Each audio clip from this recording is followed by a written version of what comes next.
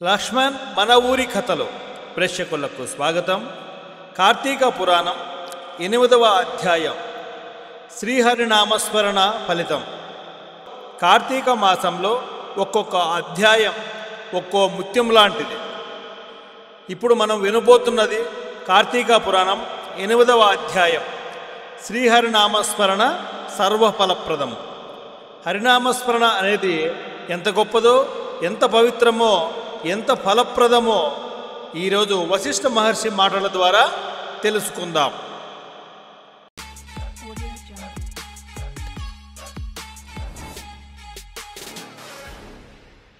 కార్తీక మాసం విశిష్టతల గురించి వశిష్ఠ మహర్షి చెప్పిన ధర్మతత్వాలు విని జనక మహారాజు వినయంగా ఇలా సందేహం వెలబుచ్చారు. గురువర్య, తమరు చెప్పిన ధర్మములన్నింటినీ శ్రద్ధగా వింటిని. అందులోని ధర్మాలు అన్నీ బహు సూక్ష్మంగా అనిపిస్తున్నాయి. పుణ్యము సులభంగా కలుగుతుందని చెప్తున్నారు కదా, అది కూడా నదీ స్నానము, దీపదానము, ఫలదానము, అన్నదానము, వస్త్రదానము, ఇలా చిన్న చిన్న వాటి వల్లనే కలుగునని చెప్పితిరి. ఇవన్నీ స్వల్ప ధర్మాల్లా కనిపిస్తున్నాయి. మరి వేదోక్తముగా యజ్ఞ యాగాదులు చేస్తే గాని పాపములు పోవని మీ వంటి మునిశ్రేష్ఠులే చెప్పుచుంటారు కదా. మరి తమరు ఇది సూక్ష్మములో మోక్షముగా కనబరిచినందుకు నాకు అమితాశ్చర్యము కలుగుతున్నది. దుర్మార్గులు కొందరు సదాచారములను పాటింపక వర్ణశంకరులు, రౌరవాది నరక హేతువులకు మహాపాపములు చేయువారు ఇంత తేలికగా మోక్షం పొందుట వజ్రపు కొండను గోటితో పెకిలించడం వంటిది కాదా? మరి దీని మర్మమేమిటో విపులీకరించండి అని ప్రార్థించెను. అప్పుడు వశిష్ఠ మహర్షి చిరునవ్వుతో తల ఊపి ఇలా చెప్పాడు. జనక మహారాజా, నీవు వేసిన ప్రశ్న సహేతుకమైనదే. నేను వేదాంగములను కూడా పఠించితిని కదా, వానిలో కూడా సూక్ష్మ మార్గములున్నవి. వేదములలో ధర్మం 3 విధములుగా చెప్పబడినది: సాత్విక ధర్మం, రాజస ధర్మం, తామస ధర్మం. సాత్విక ధర్మం అనగా దేశం, కాలం, పాత్రం అన్నీ సమకూడిన సమయంలో సత్యమను గుణము జనించి ఫలమంతయును పరమేశ్వరార్పితము కావించి మనోవాకాయ కర్మలచే నునర్చిన ధర్మము. ఆ ధర్మమందు ఎంతో ఆధిక్యత కలదు. సాత్విక ధర్మము సమస్త పాపములను నాశనమునర్చి పవిత్రులను చేసి దేవలోక, భూలోక సుఖములు చేకూర్చును. ఉదాహరణగా తామ్రపర్ణి నది సముద్రమును కలిసే స్థలంలో స్వాతికార్తెలో ముత్యపు చెప్పలో వర్షబిందువు పడి దగదగా మెరిసి ముత్యమగ విధముగా సాత్వికత వహించి సాత్విక ధర్మం ఆచరించుచు గంగా, యమున, గోదావరి, కృష్ణా నదులలో పుష్కరాలు మొదలగు పుణ్యకాలమయందు దేవాలయములయందు వేదములు పఠించి సదాచారుడై కుటుంబీకుడైన బ్రాహ్మణునికి ఎంత స్వల్పదానము చేసినను, లేక ఆ నదీ తీరమందున్న దేవాలయాలలో జపతపాదులునర్చినను విశేష ఫలము పొందగలరు. రాజస ధర్మం అనగా ఫలాపేచ్ఛ కలిగి శాస్త్రోక్త విధులను విడిచి చేసే ధర్మం. ఆ ధర్మం పునర్జన్మ హేతువై కష్టసుఖాలు కలిగించునదాగును. ఇక 3వది తామస ధర్మం. శాస్త్రోక్త విధులు విస్మరించి దేశకాల పాత్రలు సమకూడని సమయాన దంభభావంతో అహంకారముతో చేసిన ధర్మం.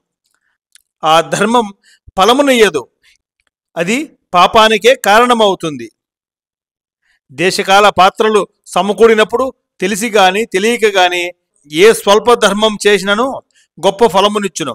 ఎవరైనా శ్రీమన్నారాయణుని నామం జపించినా వారి పాపములు దగ్ధమవుతాయి. పెద్ద కట్టెల గుట్టను చిన్న అగ్నిగణం దహించినట్లుగా హరినామ స్మరణం మానవుని కర్మబంధాన్ని దహిస్తుంది. సకల పాపములు పోయి ముక్తి నొందుదురు. హరినామ స్మరణం, ఆ మాటలోనే ముక్తి రహస్యం దాగి ఉంది. ఎవరైనా ఎక్కడైనా ఏ సందర్భంలోనైనా నారాయణ అనే నామాన్ని పలికితే తన పాపాల సముద్రం ఒక్క క్షణంలో ఇంకిపోతుంది. ఇదే విషయాన్ని నిరూపించే మహత్తర ఇతిహాసం గురించి ఇప్పుడు చెబుతాను వినండి అంటూ వశిష్ఠ మహర్షి అజామీలుని కథ చెప్పసాగిను. పూర్వకాలంలో కన్యాకుబ్జము అనే పట్టణంలో 4 వేదములు చదివిన ఒక సద్బ్రాహ్మణుడు ఉండేవాడు. అతని పేరు సత్యవ్రతుడు. అతనికి సకల సద్గుణ రాశియకు హేమావతి అను భార్య కలదు. వారు అన్యోన్య ప్రేమ కలిగి అపూర్వ దంపతులని పేరు పడిసిరి. వారికి చాలా కాలమునకు లేకలేక ఒక కుమారుడు జన్మించెను. వారా బాలుని అతి గారాభముగా పెంచుచు అజామీలుడని నామకరణం చేసిరి. ఆ బాలుడు దినదిన ప్రవర్తన మానుడగుచు అతి గారాభం వలన పెద్దలను కూడా నిర్లక్ష్యముగా చూసేవాడు. పెద్దవాడయ్యే కొద్దీ అహంకారంతో సత్సంస్కారాలను విస్మరించాడు. దుష్ట సహవాసములు చేయుచు సరైన విద్యను అభ్యసించక బ్రాహ్మణ ధర్మములను పాటించక సంచరించుచుండెను. ఈ విధముగా నుండగా కొంతకాలమునకు యవ్వనము రాగా కామాంధుడై మంచి చెడలు మరిచి యజ్ఞోపవీతములు త్రెంచి మద్యం సేవించుచు ఒక ఎరుకల జాతి స్త్రీని ప్రేమించి ఆమెతోనే నివసించసాగాడు. మద్యం, జూదం, వేట ఇవే అతని జీవితం అయ్యాయి. ఇంటికి రాకుండా తల్లిదండ్రులను మరిచి ఆమె ఇంటినే భుజించుచు అక్కడే నివసించసాగాడు. జనక మహారాజా, చూచితివా, పిల్లలను అతి గారాభంగా పెంచడం వల్ల ఎట్లు పరిణమించినదో అర్థమవుతోందా? తమ బిడ్డలపై ఎంత అనురాగమున్ననో పైకి తెలియపరచక చిన్ననాటి నుంచి అదుపు ఆజ్ఞలలో ఉంచకపోయిన ఎడల ఈ విధంగానే జరుగును. ఇదే విధముగా అజామీలుడు కులభ్రష్టుడు కాగా వాని బంధువులు అతనిని విడిచిపెట్టిరి.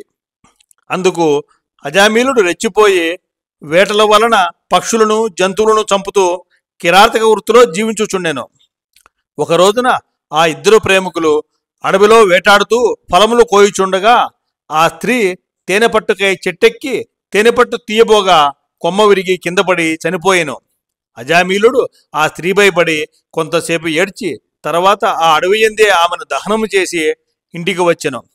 ఆ ఎరుకుల స్త్రీకి అంతకుముందే ఒక కుమార్తె ఉండెను.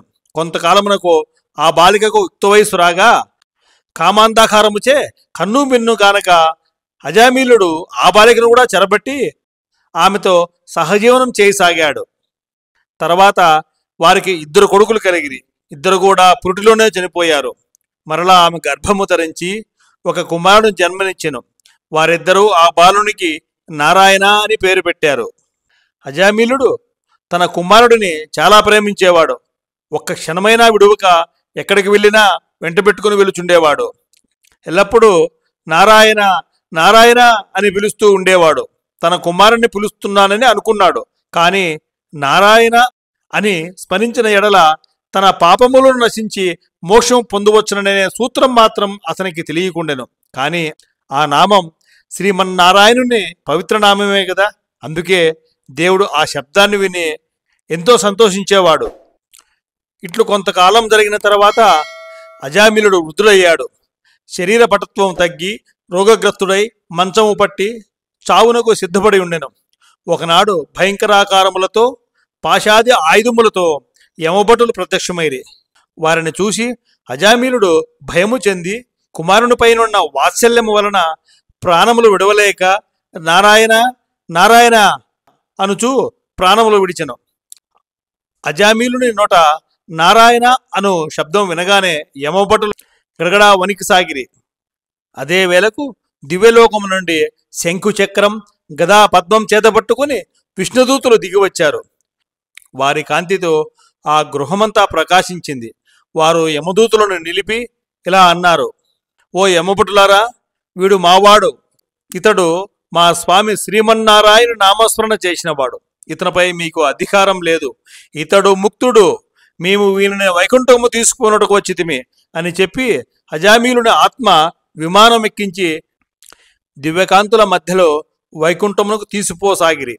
అప్పుడు యమదూతలు, అయ్యా, మీరెవరు? ఎచ్చడి నుంచి వచ్చారు? వీడు అతి దుర్మార్గుడు.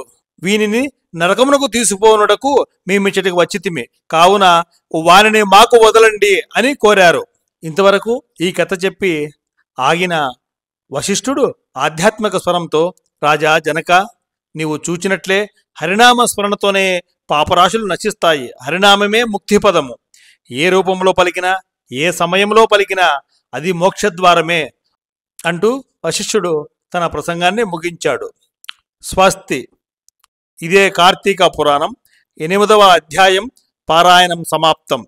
యమభటులు విష్ణుభటుల సంవాదాన్ని 9వ అధ్యాయంలో రేపు తెలుసుకుందాం. మిత్రులారా, కార్తీక మాసంలో హరినామస్మరణ చేస్తే అది వేల యజ్ఞాల ఫలాన్ని ఇస్తుంది.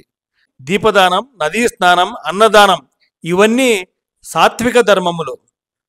కానీ వాటికన్నా శ్రేష్టమైనది నారాయణ నామస్మరణ. ఒకసారి మనం నారాయణ అని పిలిచినా అది మన అంతరంగాన్ని శుద్ధి చేస్తుంది. అది మన జీవితానికి దివ్యకాంతిని ప్రసాదిస్తుంది. ఈ వీడియో మీకు నచ్చితే లైక్ చేయండి. మీ ఆలోచనలు కామెంట్లో చెప్పండి. ధర్మజ్ఞానం పంచాలనుకుంటే 10 మంది భక్తులకు షేర్ చేయండి. రేపు మరో వీడియోతో కలుద్దాం. అంతవరకు సెలవు. నమస్తే, ధన్యవాదాలు.